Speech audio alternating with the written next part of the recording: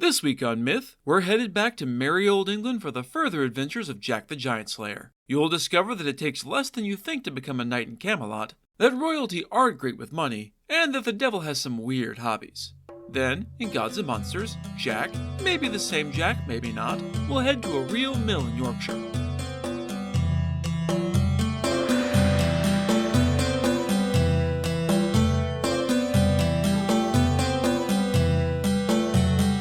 This is the Myths Your Teacher Hated podcast, where I tell the stories of cultures from around the world in all of their original, bloody, uncensored glory. Modern tellings of these stories have become dry and dusty, but I'll be trying to breathe new life into them. This is episode 117b, The Prince is a Pauper. As always, this episode is not safe for work. When we left our hero, the eponymous Jack, he had begun to make something of a name for himself by, naturally, killing a fuck ton of giants. He had earned himself a sweet belt buckle for killing his first giant, then made his way to Wales, encountering and killing 2 more giants on the way. Apparently, our theory in England is just lousy with giants. The whole King Arthur thing hasn't come up yet, but it's about to in a big way. As every story of King Arthur shows, the knights of the Round Table were riding across the land doing brave deeds, as were a lot of other less famous knights. One of these less well-known figures was none other than King Arthur's very own son, who the story doesn't bother to actually name, instead referring to him only as Prince, though he doesn't show up in every version of the story. If you want to imagine him as a purple-clad sexy singer, I won't stop you. In the Welsh tradition, Arthur had 3 sons who all died without children of their own, Amer, Gwydre, and Iachau, and I am absolutely certain I butchered all of those. Any of these could be the prince of this tale, but I'll stick to simply calling him Prince. Seeing all of these brave errant knights running around, Prince begged his father to give him a whole bunch of money to journey off to Wales, where a beautiful maiden was being held captive by 7 evil spirits because... reasons. Don't worry about it. King Arthur didn't particularly want to send his son wandering off to somewhere as remote as Wales with nothing but a sword and a lot of gold, but Prince refused to relent.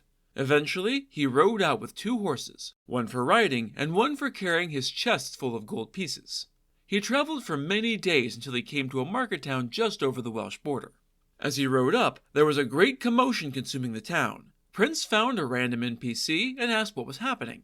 It turned out that there was something of a legal kerfuffle because of an odd interpretation of an old statute. The corpse of a very generous and well-loved man had been arrested on his way to the grave because the man had owed a shitload of money to his lenders before he died.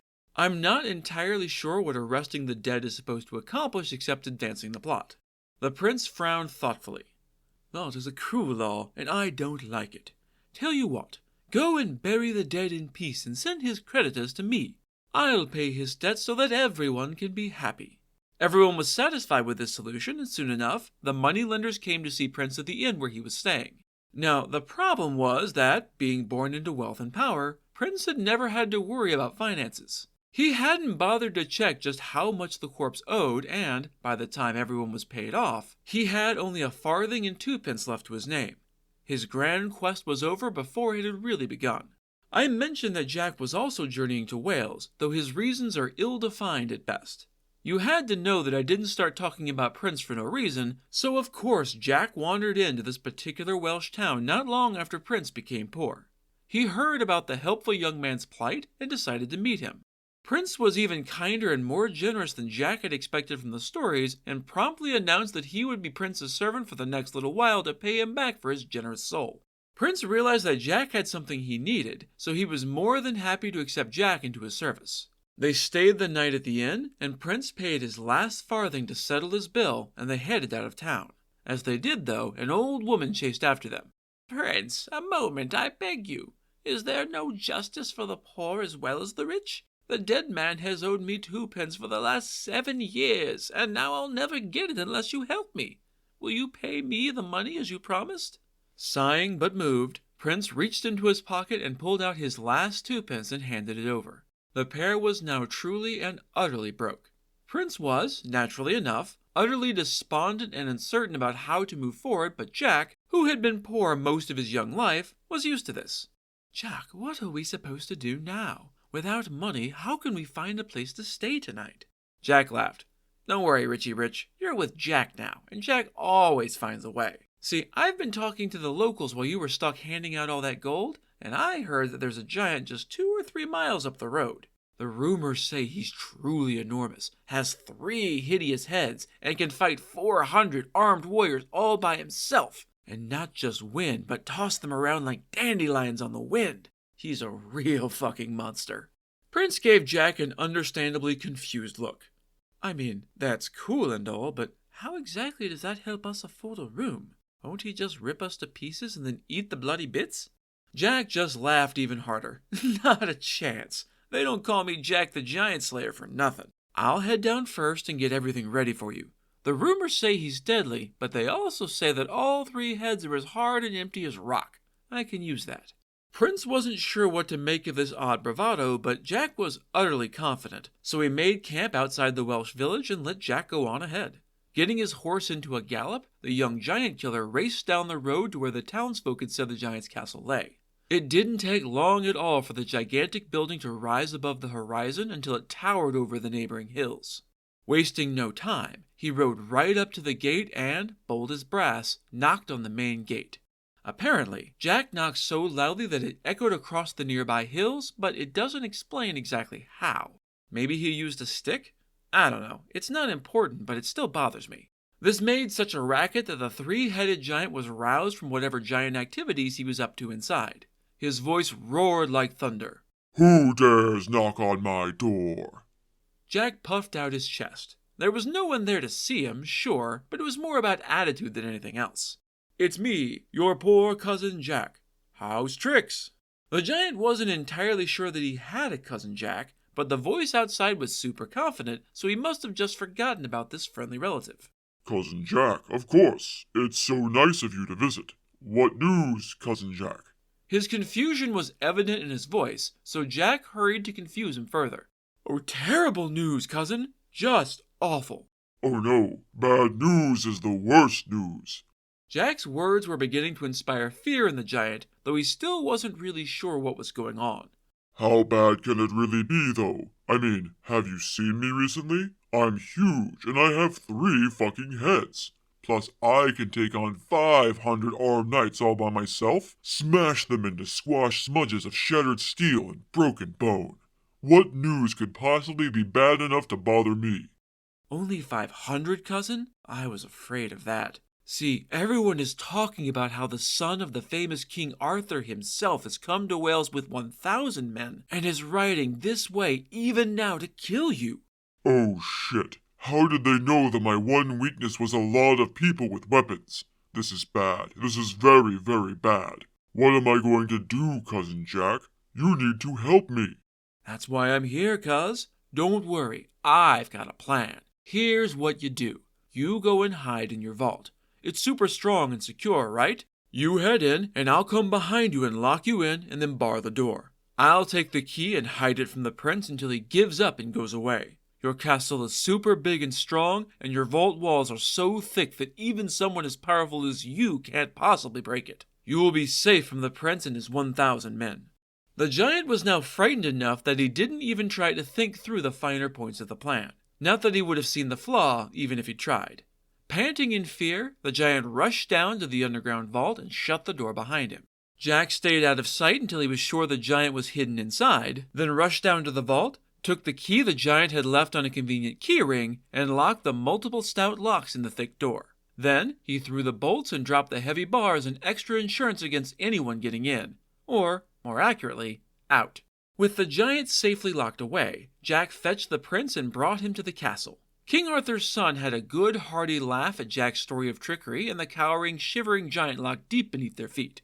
They raided the giant's well-stocked larder to cook themselves a delicious and utterly free meal out of what the giant had meant to eat for dinner himself. Deep underground, the giant's 3 heads tried to breathe as quietly as they could to avoid drawing the attention of the presumably 1,000 men currently making merry in the castle.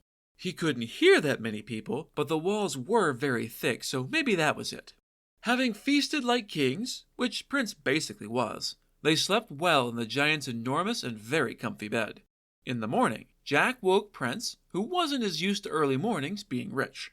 The young slayer had already plundered the castle and handed Prince enough gold and silver to replenish his empty chests.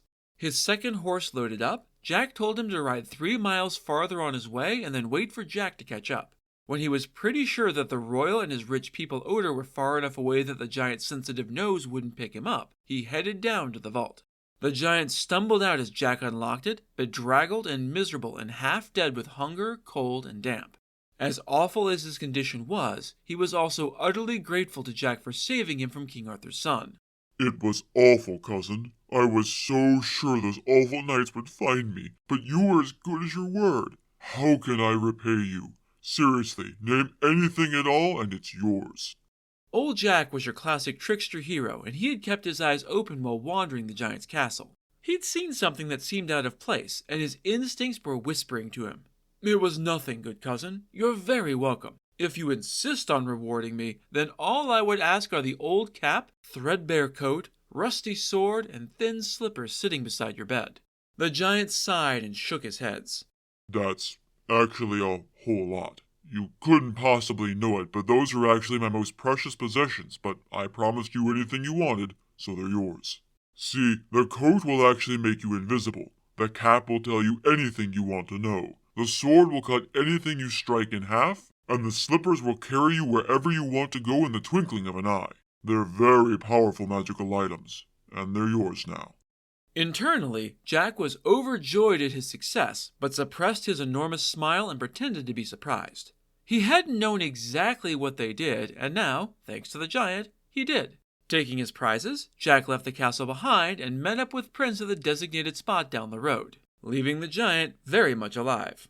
Together, they headed for the castle where the beautiful lady that Prince had come to Wales to rescue lived. Now, I say rescue, but that's not entirely accurate. She wasn't being held captive by the seven spirits, she was literally possessed by them. Even so, when she heard that Prince, the son of King Arthur himself, was interested in her as a suitor, she decided to woo him right back. She met the pair with a large, gracious smile and a sumptuous banquet. The woman seated herself on the prince's right hand and made sure to keep his plate piled high and his wineglass full all night. When dinner was over, the woman wiped Prince's lips with her own personal handkerchief with a mysterious smile. "My lord, I am so glad you've come. I have a favor to ask. Perhaps a task would be a better word for it. Tomorrow morning, you must show me that handkerchief again, or lose your head." With a flourish, she tucked it between her tits and stood. "Good night, sweet prince." And she swept out of the room. The prince was horrified by this turn of events. I don't know exactly what he thought rescuing a damsel in distress would entail, but it seems like he didn't expect much danger. Despairing, he went to bed certain he would be dead by morning.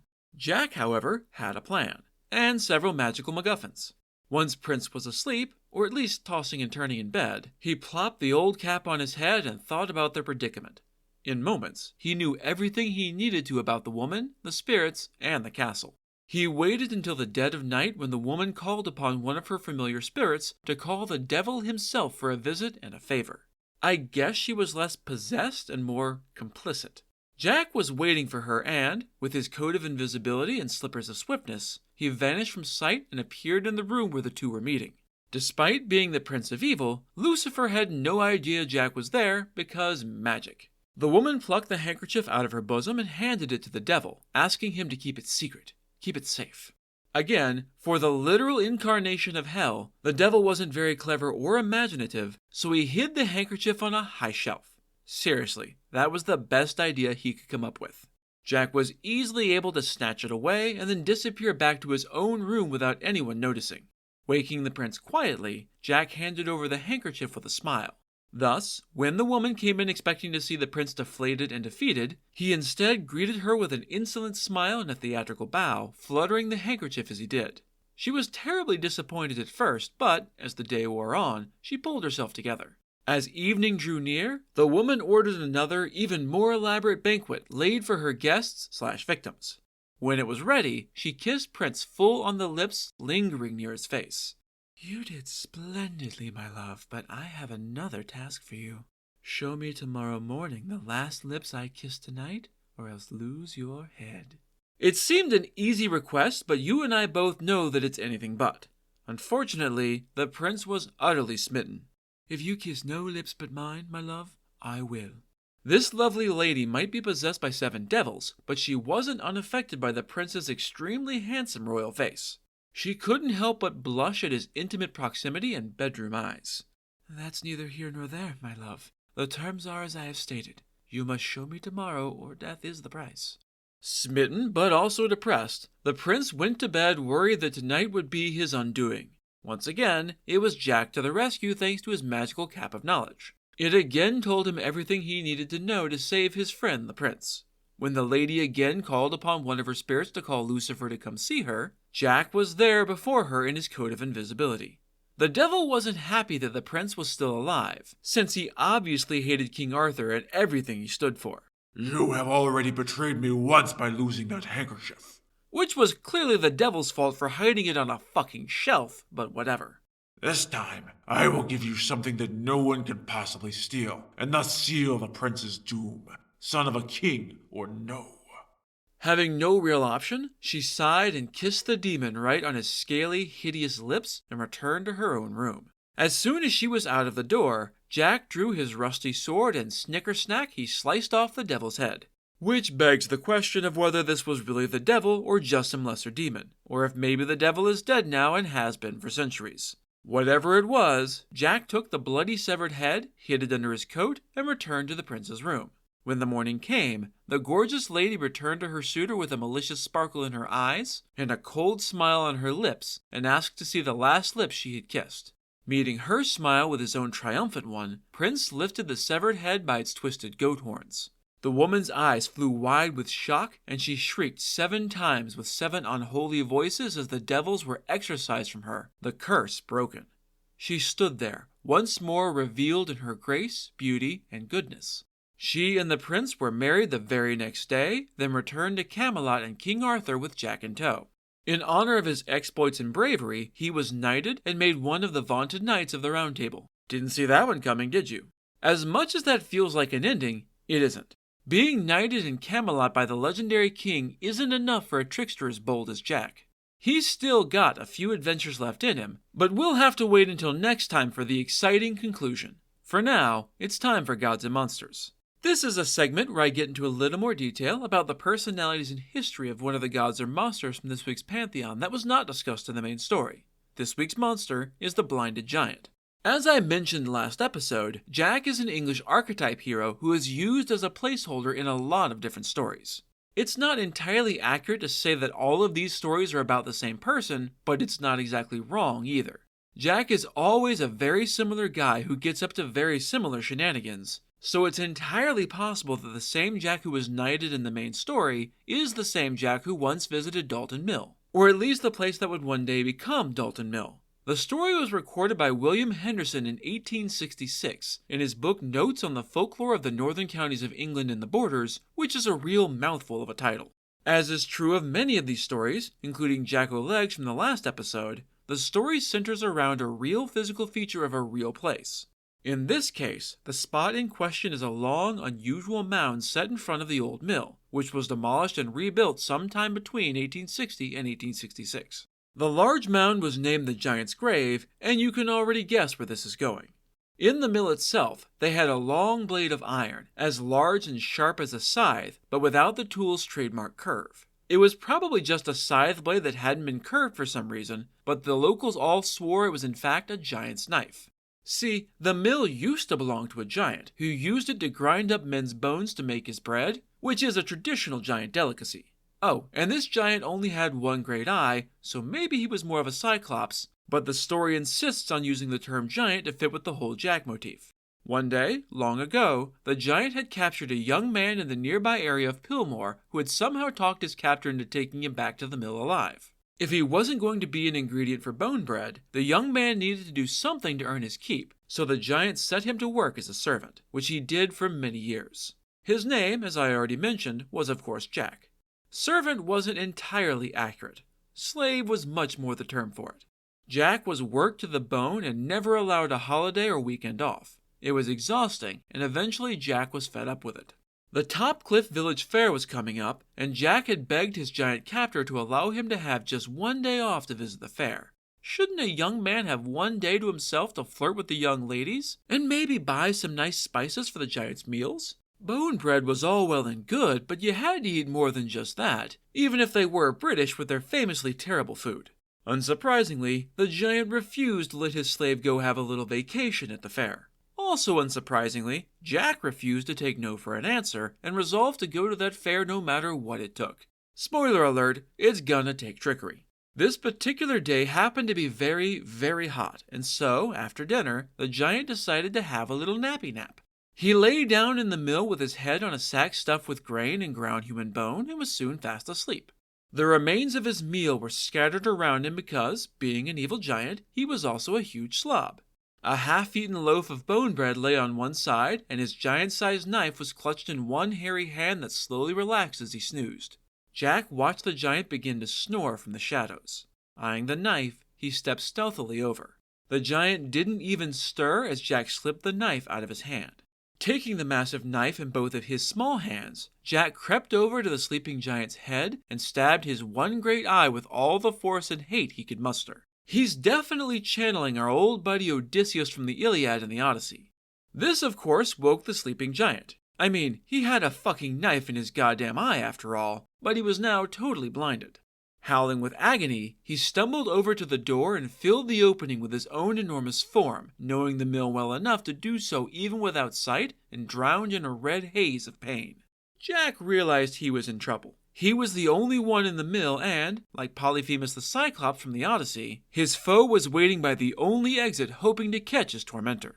Looking around the mill, Jack had a clever idea. And no, it isn't hiding under a sheep, but it's not entirely dissimilar. This giant didn't have any sheep in his mill, but he did have a beloved dog that was much bigger than Jack. This particular pupper was apparently a deep sleeper and somehow hadn't woken up during all this commotion. And yeah, this is about to get really horrible. Jack snuck up on the sleeping dog, slit its throat in one quick strike, and then skinned it. Throwing the bloody dog skin over his own shoulders, Jack ran towards the door on all fours, barking in his best imitation of the dead dog. Thus, he was able to slip through the giant's legs and escape. The story doesn't say what happened to the giant, but he has a grave outside the mill and his knife is still inside, so I have to imagine he died there in the mill. Decide for yourself if he died from infection, starvation, or dehydration. Unpleasant any way you slice it, so chalk another kill up to Jack the Giant Slayer. That's it for this episode of Myths Your Teacher Hated. Keep up with new episodes on our Facebook page, on iTunes, on TuneIn, on Verbal, and on Spotify. Or you can follow us on Twitter as @HardcoreMyth, on Instagram as Myths Your Teacher Hated Pod, and on Tumblr as Myths Your Teacher Hated. You can also find news and episodes on our website at mythsyourteacherhated.com. If you have any questions, any gods or monsters you want to learn about, or any ideas for future stories that you'd like to hear, feel free to drop me a line. I'm trying to pull as much material from as many different cultures as possible, but there are all sorts of stories I've never heard, so suggestions are appreciated. The theme music is by Tiny Cheese Puff. Next time, Jack will reach a bloody end to his giant killing spree. You'll learn that giants have a keen sense of smell, that severed heads make great gifts for royalty, and that beautiful ladies make equally beautiful deer. Then, in Gods and Monsters, another multiverse alternate Jack will summon his inner Kevin McAllister to foil some evil robbers. That's all for now. Thanks for listening.